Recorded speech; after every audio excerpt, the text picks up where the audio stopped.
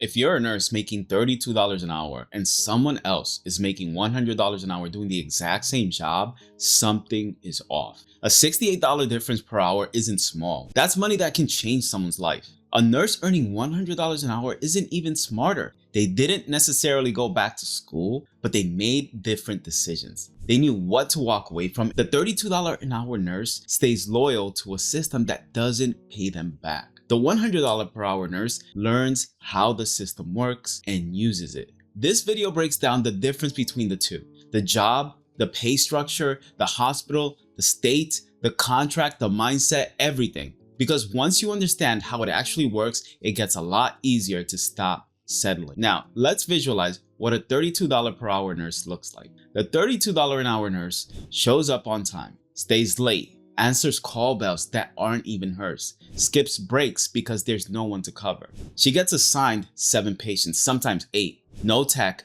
no support, and half the time, no one to escalate to when a patient starts crashing. She clocks out, then finishes charting unpaid. And not because she wants to, but because someone told her it was just part of her job. She's been at the same hospital for 3 years, hasn't seen a single raise that matters, doesn't know what her union contract says, if she even has one. HR never mentioned anything about yearly raises. No one explained to her that when she calls out, it comes out of her bank of paid leave that includes sick days and vacation. She's not even sure what the night shift gets paid, and she's afraid to ask because where she works, asking about money gets you labeled as difficult. And being difficult means you get floated, singled out, and forced to apply to another unit in the hospital or quit her job. So she stays quiet and tired and underpaid. And the worst part is that she believes this is normal. She thinks this is just how nursing is. I've worked with new grad nurses in the past who were already burned out after working in their roles for 6 to 9 months. Now,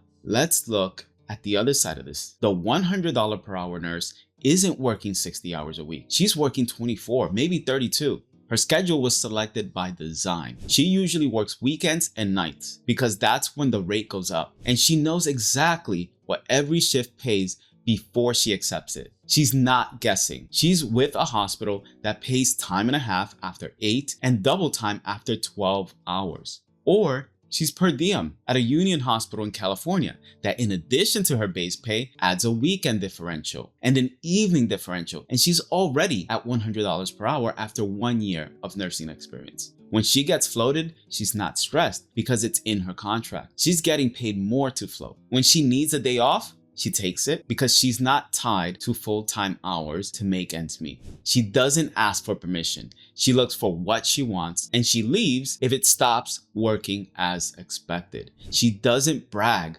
about being loyal. She creates a life that pays her for her time. She probably works in a state with nurse to patient ratios, and there are only 2 at the moment. One of them is California. The other one is Oregon. This state also has protected breaks and mandatory overtime limits. If she's in California, she's probably union. If she's in a crisis contract, she's 1099. Either way, she's not stuck. She figured out how the system pays nurses who know how to read it. Let's say you're a brand new nurse with 1 year or less of experience. At New York Presbyterian, the starting salary for a full-time nurse in 2025 is $122,252 a year. That's based on a 37.5-hour work week. And if you pick up evening or night shifts, the most you're getting is a flat $6,000 differential, bringing you to a total of $128,252 per year. Now, let's look at Kaiser, a staff nurse too, with 1 year of experience, working 37.5 hours, which is actually not possible because you either work 32 hours a week or 36, unless you pick up a few shifts of overtime here and there. Anyway, if you're working 37.5 hours, just like the NYP nurse, per week, this nurse makes $85.27 an hour. That works out to $166,285 a year before shift differentials. If you work evenings, that goes up to $184,577. If you work nights, that jumps up to $195,386. Let me say that again, $128,000 at New York Presbyterian with nights and evenings, up to $195,000 a year at Kaiser doing the same number of hours. Same nursing license, different state, different contract. We're talking about a $67,000 to $70,000 difference right out of the gate. You could literally work fewer hours at Kaiser and still make $60,000 more a year. So if you're sitting at $32 an hour right now, or even $50 an hour, and wondering how some nurses are hitting six figures without working themselves into the ground, it's not a scam, it's just math. Now, let's go even further. In most states, nurses pay out of pocket for benefits. At a hospital like Kaiser, union dues are around $80 per pay period. For that, their nurses get full family, medical, and dental coverage, paid vacation and sick leave, continuing education pay, bereavement leave, and some of the strongest pension and retirement benefits in the country. This is why we say it's not about working harder. It's about knowing what's possible and refusing to settle. Most nurses don't stay at $32 per hour because they're lazy. They stay because someone made them believe that's just what the job pays. And if you work in a state like Florida, Texas, Georgia, or even parts of the Midwest, that's exactly what the job does pay. Not because nurses aren't valuable, but because there's nothing forcing the hospitals to pay more. No unions, no ratios, no guaranteed wage increases, no double time, and definitely no one explaining what you should be earning based on your experience. So you graduate, you take the first job you can get. You tell yourself, I just need a year of experience. But then life happens. You get used to the paycheck, even if it's small. You get attached to your coworkers. You're scared to move. Suddenly, that 1 year becomes 5, and you're still making less than nurses across the country who are working fewer hours and getting paid almost double what you get paid.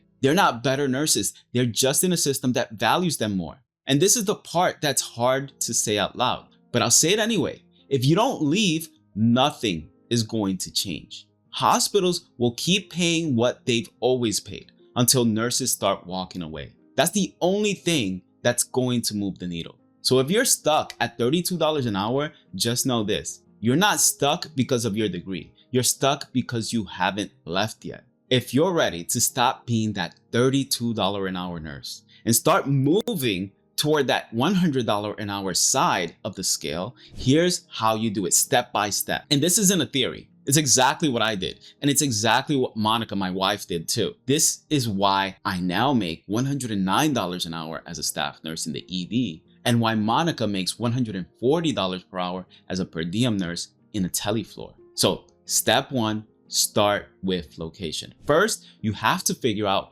what states and hospitals actually pay nurses what they're worth. Don't just look at what people on Facebook groups or Reddit say. Look at the contracts. Look at the union negotiated wages. Look at the cost of living. If a hospital pays $70 an hour, but rent is $4,000, you're not ahead. If a hospital pays $60 an hour and your mortgage or rent is under $2,000, you're winning. And that's why we left New York City. We weren't underpaid because of our skills. We were underpaid because of the city we lived in. That's actually one of the reasons we're building this app called MapMyPay. We keep seeing nurses move across the country for what looked like a big paycheck and a big pay bump. But when you factor in housing, taxes, cost of living, it's like they're actually worse off.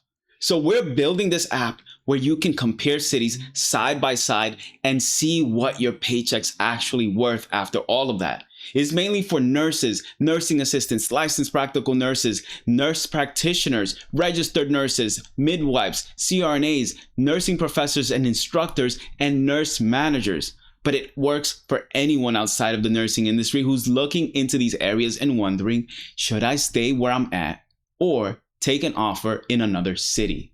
Anyway, it's not live yet.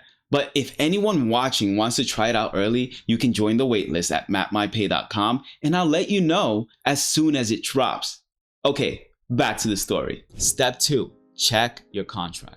If you're applying to a hospital, especially in California, do the following Google search. You type in the hospital name followed by nurse union contract, or the hospital name followed by nurse collective bargaining agreement. If you find it, you don't need to memorize it, but you do need to read the wage table. You'll see how much you'll make year 1 through the highest level of seniority. You'll be able to see what the evening and night shift differentials are. You'll be able to see what weekend pay looks like, what per diem nurses make, what the paid sick leave looks like, and whether there's a pension, whether they match your 401k or not, what your raises will look like without having to beg for them. If they can't show you that in writing, whether it's a contract or not, don't take the job. Step 3, stop being loyal to hospitals that don't pay you back. If you've been at the same hospital for years and your pay has barely moved here, leave. You don't owe them your loyalty, you owe yourself some self-respect. One of the fastest ways to get a pay increase is to leave for a hospital that pays more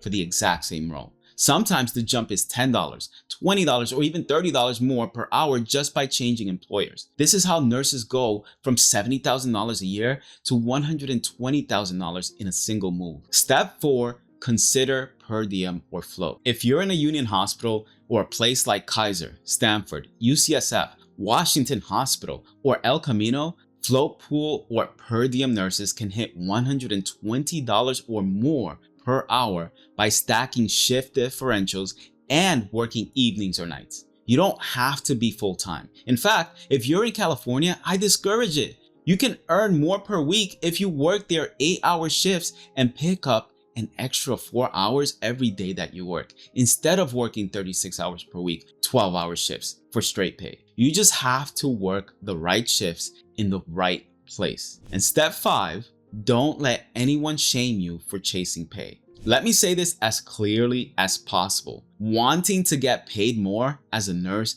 does not make you selfish. It makes you smart, because once you've saved or invested enough money, that money is no longer a barrier to the decisions you make, you can be a better nurse. You're more rested, you're more focused, you're not thinking about how you're going to pay rent while your patient is crashing in room 7. Money gives you options, and options are going to give you the peace that you've always been looking for. The difference between the $32 an hour nurse and the $100 an hour nurse isn't the amount of work that they put in. It's not education. It's not how much they love their job. It's the decisions they've made. It's the location they've chosen to work in. It's knowing when to say no, and it's not being afraid to walk away. Anyway, if you enjoyed this video, then subscribe to the channel and click on this video here where I show how Monica and I make well over $100 per hour.